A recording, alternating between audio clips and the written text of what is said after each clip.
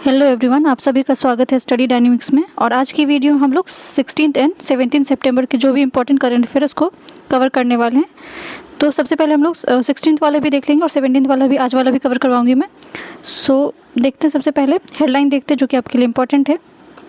पहला जो हेडलाइन है वो आपको प्राइम मिनिस्टर से रिलेटेड है। इन्होंने आपको फाउंडेशन जो है वो बहुत सारे मल्टीपल प्रोजेक्ट्स जो लॉन्च किए हैं। तो यहाँ पे आपका कहाँ पे लॉन्च किया उन्होंने, कौन से स्टेट में? बिहार में किया है। जो पूर्णिया डिस्ट्रिक्ट है वहाँ पे उन्होंने एयरपोर्ट जो उसको भी लॉन्च किया, उसके बारे में भी दिखाया गया। बट यहाँ पे एक बहुत इंपॉर्टेंट चीज़ है, वो है आपका नेशनल बोर्ड, मखाना बोर्ड। ठीक है, अब ऐसा कुछ अगर बनता है तो वो आपके एग्जाम के लिए बहुत इंपॉर्टेंट हो जाता है कि ये कहाँ पे स्टैब्लिश हुआ था, या फिर इसके बारे में पूछा जा सकता है। बेसिक आप स्टैटिक में पूछा जा सकता है। तो जो नेशनल मखाना बोर्ड है वो आपको बिहार में बनाया जाएगा, और खासकर जो आपका दरभंगा वाला जो डिस्ट्रिक्ट है, जहाँ पे आपको अराउंड नॉर्दर्न बिहार जो अराउंड 90% आपको मखाना प्रोड्यूस करता है। और ये जो मखाना आपको, इसको फॉक्स नट भी बोला जाता है, and very rich in fibre, protein, zinc. इसके अलावा जो आपको मैग्नीशियम, फास्फोरस, आयरन, बहुत कुछ होता है। इस मखाना को इवन सुपर फूड में भी कंसिडर किया जाता है। और आजकल अगर ग्लोबल लेवल पे आप देखोगे तो इसका बहुत ज़्यादा डिमांड है। तो इसको लेके सेपरेटली इसका बोर्ड बनाया गया, इससे पहले नहीं था। बट अगर आपको पता है तो 2025 में एक और बोर्ड जो कि आपका बहुत ज़्यादा न्यूज़ में था, टर्मरिक बोर्ड था आपका, हल्दी बोर्ड था, जिसको बनाया गया था। उसका हेडक्वार्टर कहाँ पे था आपका? निज़ामाबाद, हैदराबाद में था। जो कि ऑलरेडी अगर आपने कोई भी एग्जाम दिया होगा तो बहुत सारे एग्जाम में ये ऑलरेडी पूछा जा चुका है। तो नेशनल मखाना बोर्ड के बारे में क्वेश्चन आ सकता है। नेक्स्ट जो आपका हेडलाइन है वो prime minister assure the action against the illegal infiltration and grave demographic crisis in eastern India. तो ईस्टर्न इंडिया में जो डेमोग्राफिक क्राइसिस आपका है, जो भी चीज़ें चल रही है, फिर अगर आप देखोगे तो अदर जैसे कि बांग्लादेश वगैरह से जो आपको माइग्रेंट आते हैं, तो इन सारी चीज़ों को, इस सारे प्रॉब्लम को सॉल्व करने की बात की गई है। नेक्स्ट जो हेडलाइन है आपका prime minister stress on the enhance the operational readiness arm force during the combined commanders conference in Kolkata. तो सबसे पहले आपको क्वेश्चन तो यही बनेगा कि कंबाइंड कमांडर कॉन्फ्रेंस जो आपका कहाँ पे हुआ था, ईस्टर्न कमांड का। तो हेडक्वार्टर ही आपका कोलकाता है इसको बहुत डिटेल में देखने वाले आगे जाके। नेक्स्ट जो हेडलाइन है आपका home minister Amit Shah health security forces and elimination of 3 top naxalites at Hazaribagh in Jharkhand. तो प्लेसेस इन न्यूज़ आपको पूछा जा सकता है। हजारीबाग आपका कहाँ पे? झारखंड में। और जो आपका हजारीबाग वाला एरिया है वो नक्सलाइट प्रॉब्लम के लिए बहुत ज़्यादा आपको प्रोन था। तो उन सारी चीज़ों को इनकाउंटर करने की बात की गई है, सिक्योरिटी फोर्सेज को बढ़ाने की बात की गई है।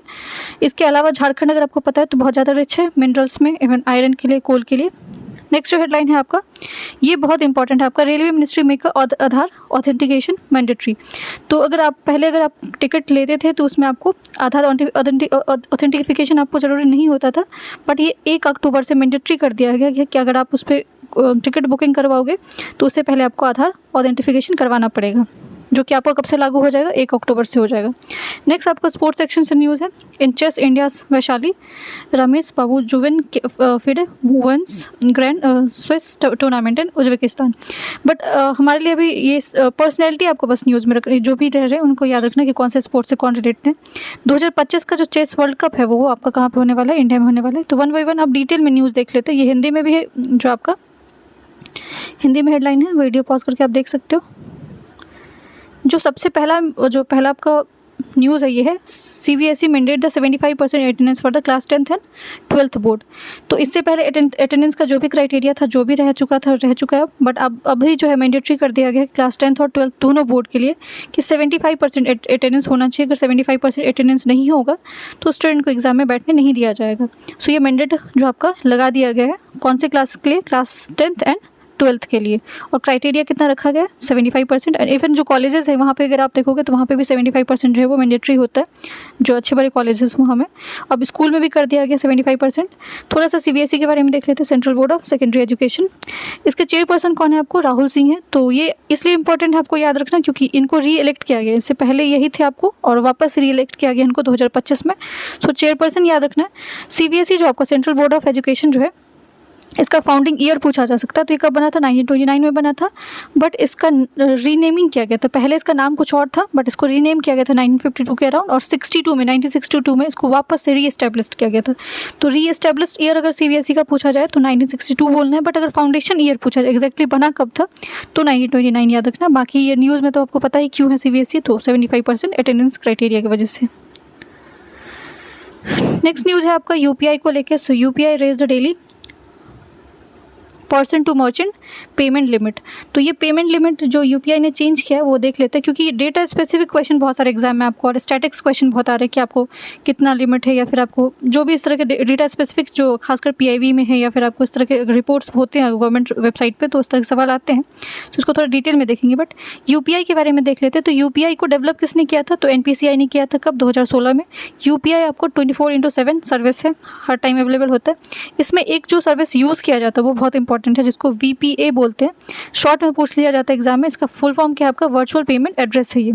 और ऑलरेडी आपको बड़े बहुत बेहतर तरीके से एक बार पूछा गया था कि यूपीआई में जो है वो कितने सिक्योरिटी कितने उसके ऑथेंटिकेशन होते हैं, या फिर कितने फैक्टर्स में यूज़ किए जाते हैं, कितने स्टेप्स होते हैं। सो यूपीआई में आपको 2 फैक्टर ऑथेंटिकेशन होते हैं, याद रखना, 2 स्टेप्स यूज़ होते हैं, याद रखना। इसको बनाया किसने था? एनपीसीआई। कब? 2016 में। अब जो न्यूज़ में है वो देख लेते हैं। यूपीआई का आपका पर्सन टू मर्चेंट जो ट्रांजेक्शन लिमिट है, जो कि पहले आपको कुछ और था, इसको चेंज कर दिया गया, इसको इंक्रीज़ किया गया है 10 लाख, ठीक है। एक दिन में आप 10 लाख जो है वो ट्रांजेक्शन कर सकते हो पर्सन टू मर्चेंट, ठीक है। लेकिन पर्सन टू पर्सन वाला जो लिमिट है वो अनचेंज है, वो 11 लाख है, उसको उसमें कोई चेंजेस नहीं किया गया। बट पर्सन टू मर्चेंट वाला में आपको क्या कर दिया गया? 10 लाख कर दिया गया। मोस्ट मर्चेंट्स, पहले आपको 5 लाख ट्रांजेक्शन होता था, अब ये 10 लाख कर दिया गया, जिससे आपको जो खासकर जो बिजनेस ग्रुप है उनको इससे काफ़ी ज़्यादा हेल्प मिलेगा। Credit card bill payments via UPI, तो 5 लाख ट्रांजेक्शन था, जिसको इसको भी इंक्रीज़ किया गया, इसको 6 लाख किया गया। तो इंपॉर्टेंट आपको ये याद रखना पड़ेगा कि डेटा कितना लाख किया गया। तो अभी 10 लाख हो गया, ये याद रखना आपको। पर्सन टू पर्सन वाले में कोई चेंजेस नहीं किया गया। 25 सितंबर let's run action into a celebration. यहाँ पे एक दिन एक साथ 1 घंटा, ये आपको किस चीज़ के लिए इनिशिएटिव लिया गया? तो स्वच्छ भारत जो आपका अभियान है उस चीज़ को लेकर ये इनिशिएटिव लिया गया। Prime minister Narendra Modi attend the combined commanders conference. आपको 2025 का जो है सीसी 2025 ईस्टर्न कमांड का हेडक्वार्टर कहाँ पे? विजयदुर्ग में है। तो ये बहुत डिटेल में इसको ये न्यूज़ को समझना ज़रूरी है, क्योंकि आपका इसमें थोड़ा हिस्ट्री का भी कनेक्शन है। दूसरा आपको जो ये काफ़ी इंपॉर्टेंट, जो कि आपको पता होना चाहिए। सो प्राइम मिनिस्टर अटेंड कर रहे हैं आपको। अब 6 आपको अगर इंडियन आर्मी का अगर आप देखोगे तो 6 आपको ऑपरेशनल कमांड है। एक बार 1 बाय 1 सब पहले देख लेते हैं, उसके बाद इसके बारे में भी देखेंगे। 6 ऑपरेशनल कमांड कहाँ पे? नॉर्दर्न वाला जो है आपका वो कहाँ पे? उधमपुर में है। वेस्टर्न कमांड कहाँ पे है? इसका हेडक्वार्टर चांदीपुर में है आपका। साउथ वेस्टर्न कमांड कहाँ पे आपका? जयपुर में है। ईस्टर्न कमांड कहाँ पे? कोलकाता में है। और जो आपका साउदर्न कमांड है वो कहाँ पे? पुणे में है। और सेंट्रल कमांड कहाँ पे? लखनऊ में। और मेन आपका हेडक्वार्टर पूछा जाए तो ये न्यू दिल्ली में है। तो 6 ऑपरेशनल कमांड, ये 6 का 6 याद रखना। बट अभी जो मीटिंग आपका हो रहा है, जो कंबाइंड कमांडर कॉन्फ्रेंस हो रहा है, वो कहाँ पे हो रहा है? ईस्टर्न कमांड, जो कि इसका हेडक्वार्टर कहाँ पे? कोलकाता में है। और इसका नाम क्या है? विजयदुर्ग। अब ये जो विजयदुर्ग है ना, इसका रीनेमिंग किया गया। पहले इसको फोर्ट विलियम बोला जाता था, बट इसको अब विजयदुर्ग बोला जाता है। तो थोड़ा सा फोर्ट विलियम के बारे में देख लेते हैं, क्योंकि अगर रीनेमिंग किया गया ना किसी भी चीज़ का तो वो आपको एग्जाम में आता है। तो विजयदुर्ग जो है आपको, ये आपको बना कब? इसको अर्लियर पहले फोर्ट विलियम बोलते थे। ये फोर्ट विलियम जो है वो इसको बनाया किसने था? तो ईस्ट इंडिया कंपनी ने बनाया था, आपको 1781 में बनाया था। और किसके नाम पे ये नाम नेमिंग किया गया था इनके द्वारा? तो ये किंग्स विलियम थे आपको, जो कि राजा थे, इनके नाम पे ही फोर्ट विलियम का नाम रखा गया था। बट अब इसका नाम विजयदुर्ग हो गया, ठीक है। सो अभी वाला नाम याद रखना। हो सकता है कि अगर आपको फोर्ट विलियम पूछा जाए कौन सी किसका नाम था, ऑप्शन में आपको कुछ भी हो सकता है, तो फोर्ट विलियम आपको याद रखना। विजयदुर्ग जो है इसका नया नाम है। नेक्स्ट न्यूज़ है आपका इन इंडियाज़ एआई रिवॉल्यूशन। तो आर्टिफिशियल इंटेलिजेंस अगर देखा जाए तो एक तो इसमें ये भी आपको याद रखना, फादर किसको बोला जाता है? तो जॉन मैकार्थर को फादर बोला जाता है, एआई के फादर बोला जाता है। इंडिया का क्या इसमें आपको अचीवमेंट क्या रहा है, क्या क्या प्रोग्रेस हुआ है? So India ranks first in global AI skill penetration. तो अगर पूछा जाए कि इंडिया का क्या रैंकिंग था आपको ग्लोबल एआई स्किल पेनिट्रेशन में, तो इंडिया का रैंक फर्स्ट है। Fastest growing developer population globally इन गिटहब, ठीक है। सो अब एक तो पहला रैंक आपको ग्लोबल एआई स्किल पेनिट्रेशन में, सेकेंड रैंक किस चीज़ में? Public generative AI projects on GitHub. तो ये दोनों रैंक आपको याद रखना है, इंडिया का क्या रैंक रहा है। नेक्स्ट आपका Indian navy latest indigenously designed constructed diving support vessels, तो डीएसवी। तो डीएसवी आपका क्या? आईएनएस निस्तार is participating in the multinational exercise Pacific rich 2025 in Singapore. तो एक तो ये याद रखना कि आपको जो एक्सरसाइज पैसिफिक रिच है 2025 का, ये आपका किस तरह का एक्सरसाइज है? मल्टीनेशनल है। इसमें आपको बहुत सारे अदर कंट्री भी पार्टिसिपेट करें। और इंडिया की तरफ से जो आपको भेजा गया है कौन सा? कंस्ट्रक्टेड डाइविंग सपोर्ट वेसल, जिसका नाम क्या है आपका? आईएनएस निस्तार। ये इंडियन नेवी को रिप्रेजेंट करेगा वहाँ पे। और ये इंडिजीनियसली इंडिया के द्वारा ही बनाया गया, इसमें हमने किसी और कंट्री का हेल्प नहीं लिया है।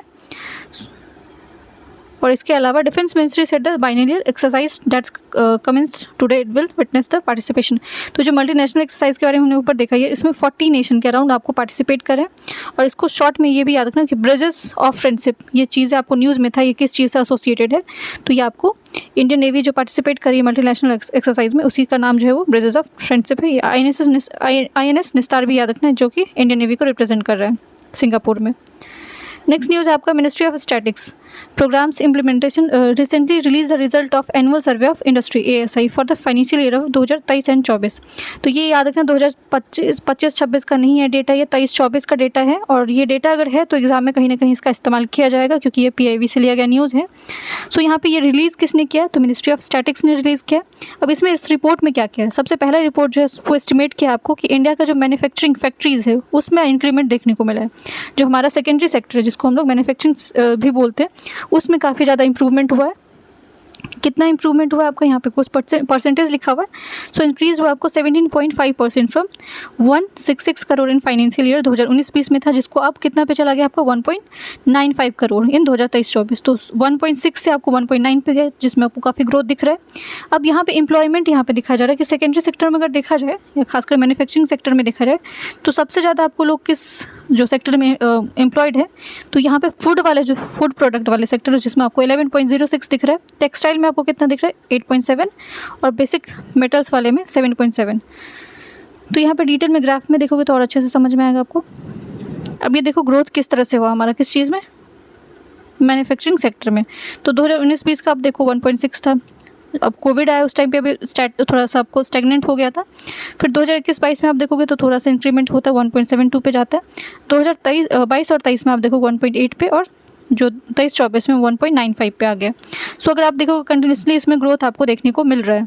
तो हो सकता है आपको ये पूछा जाए कि लगातार आपको 3-4 साल से इसमें ग्रोथ दिख रहा है, तो ये स्टेटमेंट आपका सही हो जाएगा। दूसरा आपका एक एम्प्लॉयमेंट इसमें सबसे ज़्यादा कौन सा जनरेट कर रहा है आपको, तो फूड वाला जो फूड प्रोडक्ट्स है वो वहाँ से सबसे ज़्यादा एम्प्लॉयमेंट मिल रहा है। उसके बाद टेक्सटाइल है आपका, उसके बाद बेसिक मेटल्स है। तो ये कुछ परसेंटेज सब सारे तो आप डेटा नहीं याद रख सकते हो, बट जो टॉप फर्स्ट और सेकंड होते हैं वो आप उससे आपको थोड़ा बहुत एग्जाम में हेल्प मिल सकता है। जैसे कि फूड प्रोडक्ट्स में कितना एम्प्लॉयमेंट है 11.06 है, टेक्सटाइल में आपको कितना 8.75 है।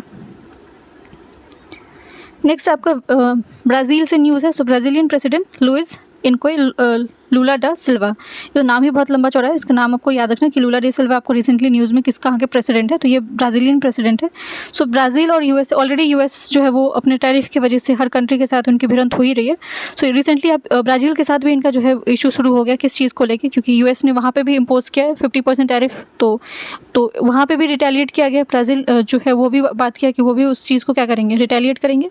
बट यहाँ पर हम थोड़ा सा देख लेते हैं कि ब्राज़ील के बारे में देख लेते हैं। सो ब्राज़ील जो आपका कहाँ पे साउथ अमेरिकन जो कॉन्टिनेंट में लाइक करता है, साउथ अमेरिकन कॉन्टिनेंट में। कैपिटल इसका ब्रासीलिया है, बट इससे पहले 1960 से पहले जो है इसका रियो डी जेनेरियो इसका कैपिटल था। क्योंकि रियो डी जेनेरियो आपको बहुत ज़्यादा न्यूज़ में होता है, तो बहुत सारे लोगों को लगता है कि ब्राज़ील का कैपिटल वही है, बट वो कैपिटल नहीं है, वो कैपिटल चेंज हो चुका है इसका। इसके अलावा ब्राज़ील आपको बहुत फेमस खासकर 2024-25 में तो बहुत ज़्यादा न्यूज़ में था, किस चीज़ को लेके, G20 समिट जो 2024 का हुआ था वो ब्राज़ील में हुआ था, और जो 2025 का आपको ब्रिक्स का समिट हुआ था वो भी ब्राज़ील में हुआ था। ये दोनों चीज़ें आपको याद रखना है। नेक्स्ट न्यूज़ आपका डिफेंस MSME कॉन्क्लेव 2025-26। तो ये इसको ऑर्गेनाइज कौन करा, तो हो सकता है आपको पूछा जाए कि डिफेंस MSME कॉन्क्लेव जो है वो कहाँ पे हेल्ड हुआ था, या फिर इसको किसने ऑर्गेनाइज कराया था। तो ऑर्गेनाइज किसने कराया था आपको, department of defence production DDPA MOD and association with the Bharat chamber commerce. अब इसका थीम आपको एग्जाम में बहुत इंपॉर्टेंट, बहुत सारे एग्जाम में थीम पूछ दिया जाता है। तो थीम जो आपको डिफेंस कॉन्क्लेव का क्या है, defence production and MSME new normal. ये आपको होने कब वाला है, तो 24 सितंबर को होने वाला, अभी हुआ नहीं है तो अभी टाइम है इसमें। बट इसका इवेंट हो कहाँ पे, कॉन्फ्रेंस कहाँ पे हो रहा है, तो ना तो ये न्यू दिल्ली में हो रहा है, ना ही कोलकाता में, ना ही चेन्नई में, ठीक है। ये आपका हो कहाँ पे रहा है, शिलोंग मेघालय में हो रहा है, तो इसलिए इंपॉर्टेंट है। MSME conclave 2025 going to be held in Shillong Meghalaya. Next news आपको फॉर्मर प्राइम मिनिस्टर को लेके मनमोहन सिंह, इनको ऑनर किया गया PV Narasimha Rao award for economics. तो इनको जो पूछा जा सकता है कि recently which personality got the award PV Narasimha Rao award, ठीक है। तो इनको इकोनॉमिक्स के लिए किनको मिला है, मनमोहन सिंह को, जो कि आपको फॉर्मर प्राइम मिनिस्टर रह चुके हैं। नेक्स्ट न्यूज़ आपका नमो भारत को है।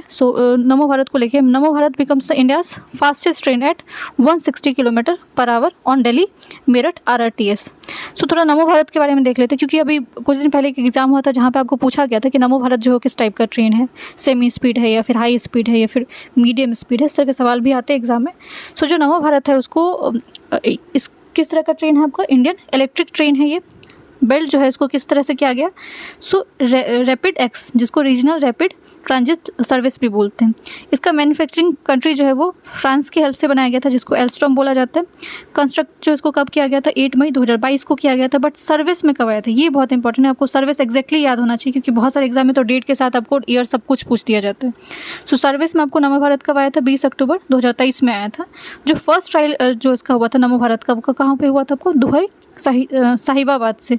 और अभी जो ये ट्रायल आपको 160 किलोमीटर वाला किया गया है, ठीक है, वो कहाँ पे किया गया, दिल्ली से लेकर मेरठ के बीच में किया गया। सो इंडियाज़ नमो Bharat become India's fastest train. तो किस तरह का ट्रेन है ये, आपको सेमी हाई स्पीड ट्रेन है। और इंडिया का सबसे फास्टेस्ट ट्रेन अगर पूछा जाए तो आपको नमो भारत ही होगा। और इसका स्पीड भी आप देख लो 160 किलोमीटर पर आवर, और दिल्ली से मेरठ के बीच में इसका ट्रायल अभी किया गया। नेक्स्ट न्यूज़ आपका IIM अहमदाबाद को लेके है। सो IIM अहमदाबाद का अपना वो फर्स्ट ओवरसीज़ कैंपस बनाने की बात हो रही है। कहाँ पे बनाएंगे, तो ये दुबई में बनाएंगे। तो पूछा जा सकता है कि रिसेंटली कौन से इंस्टीट्यूट ने जो है अपना ऑफशोर कैंपस या ओवरसीज़ कैंपस कहाँ पे बनाया, दुबई में। तो ये आपको IIM अहमदाबाद ने बनाया है। नेक्स्ट क्वेश्चन, ये अब क्वेश्चन है आप लोगों के लिए। क्वेश्चन आप लोग वीडियो पॉज करके आंसर करना, क्योंकि ऑलरेडी मैंने इसको अभी आज कवर करवाया न्यूज़ में। ये भी क्वेश्चन आप लोग के लिए, the constitution of India initially permit the use of English language for official purpose for a period of कितने टाइम के लिए था। ये न्यूज़ है आपका, Hollywood actor and director Robert Redford passes away. So personality news करके exam में आएगा क्वेश्चन कि आपको रॉबर्ट रेडफोर्ड जो है न्यूज़ में थे, ये कौन है, क्या किस चीज़ से रिलेटेड है, या फिर आपको कहाँ से रिलेटेड है। सो ये एक्टर एंड डायरेक्टर हैं, प्रोड्यूसर भी हैं, और इनके कुछ वेल नोन वर्क हैं जो कि क्लासिक वर्क है, जो हो सकता है आपको पूछा जा सके। बुच कैसिडी है, ठीक है, सन डांस किड है, स्टिंग है, and all the president's men है। तो ये सब इनके ही वर्क है। तो आपको इसमें से कुछ नाम याद रखना, कि हो सकता है कि पूछा जाए कि ये किस चीज़ से रिलेटेड है, तो ये आपको याद रखना है। AI पावर्ड होलो बॉक्स सरदार वल्लभ भाई पटेल टू लॉन्च ऑन 17 सितंबर। तो आज के दिन इनका जो है वो ये लॉन्च होगा, AI पावर्ड होलो बॉक्स। और कहाँ पे लॉन्च किया जा रहा है, तो ये प्रधानमंत्री संग्रहालय जो कि आपका न्यू दिल्ली में, वहाँ पे इनको ये लगाया जाएगा। AI पावर्ड है ये। बट थोड़ा सा सरदार वल्लभ भाई पटेल के बारे में देख लेते हैं। तो इनको आयरन मैन ऑफ इंडिया बोला जाता है, लोहा पुरुष भी बोला जाता है इनको। और इनके ही बर्थडे पे जो आपको 31 अक्टूबर है, यूनिटी डे सेलिब्रेट होता है। इसके अलावा जो इनको सरदार का जो उपाधि दिया गया, जो टाइटल दिया गया था, कब इनको मिला था, जब 1928 में आपको जो बरदौली सत्याग्रह होता है आपका, गुजरात में होता है, वहाँ की जो महिलाएं होती हैं वो उनको उपाधि देती है। बट कहीं कहीं आप देखोगे कि महात्मा गांधी भी ऑप्शन में होते हैं क्वेश्चन में। तो अगर दोनों में अगर वुमेंस है तो वुमेंस वाला टिक करके आना, अगर वुमेंस अगर ऑप्शन में नहीं है तो महात्मा गांधी हो जाएंगे, ठीक है। नेक्स्ट न्यूज़ आपका, last day to submit the application under the national means cum merit scholarship scheme. तो अगर कोई स्कीम से अगर आपका जान पहचान में कोई है तो उनको आप बता देना कि 30 सितंबर तक एक्सटेंशन कर दिया गया नेशनल स्कॉलरशिप जो आपको पोर्टल है उस पर। With the hard work of farmer and scientists, the policy of government agriculture in the country is growing 3.7%, the highest in the world। तो हमारा जो एग्रीकल्चर में अगर ग्रोथ देखा जाए तो 3.7 जो कि वर्ल्ड में हाईएस्ट है। तो इस तरह का स्टेटमेंट आता है ना कि एग्जाम में कि रिसेंटली इंडिया का जो एग्रीकल्चर ग्रोथ है वो 3.7 था, जो कि वर्ल्ड में हाईएस्ट था। तो इस चौंकने की ज़रूरत नहीं, ये स्टेटमेंट आपका सही होगा एग्जाम में। और ये किसने बोला आपको, तो जो आपको यूनियन एग्रीकल्चर मिनिस्टर है शिवराज सिंह चौहान। और ये आपका कॉन्फ्रेंस हो रहा था, नेशनल एग्रीकल्चर कॉन्फ्रेंस 2025 का। नेक्स्ट न्यूज़ है आपका श्रीलंका को लेके। सो Sri Lanka health and mass media minister नालिंदा जयतिसा, इन्होंने अनाउंस किया है कि मिनिस्ट्री प्लान कर रहे हैं कि क्या करेंगे, आपको इस planning to health and wellness centres called Arogya. So ये लोग वहाँ भी आपको श्रीलंका भी आरोग्य जिस तरह के जो कि आपको बहुत इंडिया का ही कुछ जैसे कि प्राइमरी हेल्थ केयर सिस्टम है उसको ही कॉपी करने की कोशिश की गई है। सो हम लोग आरोग्य के बारे में देख लेते हैं, जैसे कि आरोग्य से रिलेटेड कुछ कुछ चीज़ें हैं आपको। So world first indigenously develop portable hospital अगर पूछा जाए तो किसने बनाया था, इंडिया ने बनाया था। इसके अलावा प्रोजेक्ट विस्म बहुत ज़्यादा न्यूज़ में था आपका, तो इसका फुल फॉर्म क्या वो भी देख लेते हैं, भारत हेल्थ इनिशिएटिव फॉर सहयोग हित एंड मैत्री। तो विस्म क्यूब अगर आपको याद होगा तो जब आपको प्राइम मिनिस्टर ने विजिट किए हुए थे यूक्रेन, तो वहाँ पे भी लॉन्च करने की बात की गई थी, कहाँ पे, यूक्रेन में। तो आपको पूछा जा सकता है कि आपको प्रोजेक्ट विस्म जो है वो रिसेंटली आपको कौन से कंट्री में किया गया था, तो यूक्रेन में किया गया था। तो ये सब आपको आरोग्य से चीज़ों से न्यूज़ में था।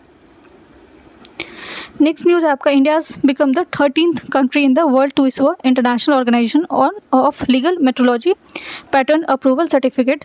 ठीक है, तो ये 13th नंबर का हमारा कंट्री बना है, फर्स्ट नहीं है, याद रखना आप लोग को। India's become 13th country in the world to issue international organisation, so IOML। तो पूछा जा सकता है IOML है क्या आपका, वो भी देख लेते हैं। इंटर गवर्नमेंटल ऑर्गेनाइजेशन, ठीक है, ये आपको NGO नहीं है, इंटर गवर्नमेंटल ऑर्गेनाइजेशन है, जो कि आपका कब बना था, 1955 में बना हुआ था। इंडिया इसका मेंबर जो है वो 1956 से ही है, 1956 से इंडिया इसका मेंबर है। और IOML का हेडक्वार्टर कहाँ पे आपका, पेरिस फ्रांस में मेंबर है। और इंडिया इसका कहाँ कब बना है, 13th नंबर, ये याद रखना आपको। दोबारा से आपको जो है बहुत सारा इबोला का केसेस आ रहा है। So Democratic Republic of Congo declare है new Ebola outbreak in Kasai province. तो कसाई प्रोविंस आपको याद रखना है कौन से कंट्री में है, DRC में है, डेमोक्रेटिक रिपब्लिक ऑफ कॉन्गो में है। और यहाँ पे वापस से केसेस आए। तो इबोला आपको किस चीज़ से फैलता है, ये आपको याद रखना है, वायरस से, तो ना कि बैक्टीरिया से होता है। इसके अलावा इसके कुछ सिम्टम्स बताए गए, वो देख लेते हैं। इसमें आपको fever, headache, muscle pains, weakness होता है। और इसके अलावा इसमें प्रिवेंशन कैसे किया जा सकता है, तो कॉन्टैक्ट्स को अवॉइड किया जाए, हैंड वॉश किया जाए, ठीक है, मास्क वगैरह का यूज़ किया जा सकता है। कसाई प्रोविंस याद रखना आप लोग कहाँ पे, DRC में, डेमोक्रेटिक रिपब्लिक। और ये कहाँ पे आपको, अफ्रीकन कॉन्टिनेंट में। नेक्स्ट जो न्यूज़ है आपका, इंटरनेशनल ओजोन डे को लेकर। सो आपको ओजोन डे होता कब है, 16 सितंबर को होता है। और ओजोन लेयर जो है ये आपको बहुत ज़्यादा न्यूज़ में है, ये सब सारी चीज़ें पता होना चाहिए। वैसे भी अगर आपने EVS थोड़ा बहुत पढ़ा होगा तो वहाँ पे इसके बारे में सुना होगा। सो ओजोन लेयर आपका कहाँ पे प्रेजेंट है, स्ट्रेटोस्फेयर में है। अगर स्ट्रेटोस्फेयर में है तो that is good thing, but अगर ये ट्रोपोस्फेयर में आता है तो ये फिर आपके लिए बहुत, मतलब जो ह्यूमन बींग है, जो अर्थ के लिए खतरनाक हो सकता है। तो स्ट्रेटोस्फेयर में जब तक ओजोन लेयर है ये हेल्पफुल है। ओजोन लेयर आपको प्रोटेक्ट करता है, अल्ट्रावायलेट रेज से प्रोटेक्ट करता है। और जो पहला ओजोन आपको डिटेक्ट हुआ था 1980s के आसपास आपको डिटेक्ट हुआ था, कहाँ पे हुआ था, जो आपका अंटार्कटिका है उस एरिया में डिटेक्ट हुआ था। अब ओजोन जब डिटेक्ट हो गया 1980s में, तो उसके बाद बहुत सारे स्टेप्स लिए गए ताकि इसको जो है वो रोका जाए। तो इसका जो पहला फॉर्मल स्टेप अगर देखा जाए तो वियना कन्वेंशन है, जो कि आपको 1985 का, उसके तहत जो है इसको रोकने की कोशिश की गई थी, जो कि सफल उतना नहीं रहा था। फिर आपको मॉन्ट्रियल प्रोटोकॉल आता है, जो कि आपको ओजोन लेयर से ही संबंधित है, जो कि कौन से ईयर में आता है, 1987 में आता है। इसके अलावा जो है ओजोन लेयर को जो उसके लिए सबसे बड़ा अगर कोई गैस रिस्पॉन्सिबल है तो कौन सा आपको, CFC है, जिसको क्लोरोफ्लोरोकार्बन बोलते हैं, जो कि आपको जनरली कहाँ से एमिट होता है, जो आपको अगर घर में फ्रिज है, AC है, तो ये आपको सबसे ज़्यादा रिस्पॉन्सिबल है। तो ये सारी कहानी आपको ओजोन लेयर को लेकर थी। बट इसका थीम याद रखना आपको, ओजोन जो आपको ओजोन डे हुआ 16 सितंबर को, इसका थीम क्या था, from science to global action. Next news है आपका, आज ही के दिन जो है PM विजिट करने वाले कहाँ पे, मध्य प्रदेश। सो यहाँ पे जब विजिट करेंगे तो यहाँ पे कुछ प्रोग्राम्स की बात की गई, जो कि आपको याद रखना। इसको डिटेल में जब आएगा तो फिर अलग से देखेंगे, जबकि अभी ये PIV था अवेलेबल, तो देख लेते हैं। PM टू लॉन्च द स्वस्थ नारी सशक्त परिवार। तो आपको पूछा जा सकता है कि स्वस्थ नारी सशक्त परिवार जो है रिसेंटली प्राइम मिनिस्टर ने लॉन्च किया, तो कहाँ से किया, तो ये मध्य प्रदेश से लॉन्च किया। इसके अलावा 8th राष्ट्रीय पोषण माह कैंपेन, ये भी वहाँ से लॉन्च किया उन्होंने। PM to launch the Adi Seva Parv for MP and service oriented activities in tribal region. क्योंकि मध्य प्रदेश अगर आप देखोगे तो इंडिया में पूछा जाए कि कौन से स्टेट में सबसे ज़्यादा आपको ट्राइबल पॉपुलेशन है, तो आपको मध्य प्रदेश में ही है, ठीक है। सो यहाँ पे आपको ट्राइबल जो ओरिएंटेड प्रोग्राम्स भी लॉन्च करने की बात की गई है। दूसरा आपका ये जो है सशक्त नारी जो परिवार वाला, ये भी प्रोग्राम वहीं से लॉन्च किया गया। तो ये आपको सारे न्यूज़ थे 16 और 17 सितंबर दोनों की। आई होप वीडियो आप लोगों को पसंद आया, और क्वेश्चन का अगर हो सके तो आप लोग आंसर कर सकते हो, इससे आपको हेल्प मिलने वाला है। वीडियो पसंद आए तो वीडियो को लाइक कर सकते हैं और चैनल को सब्सक्राइब कर सकते हैं। Thank you so much.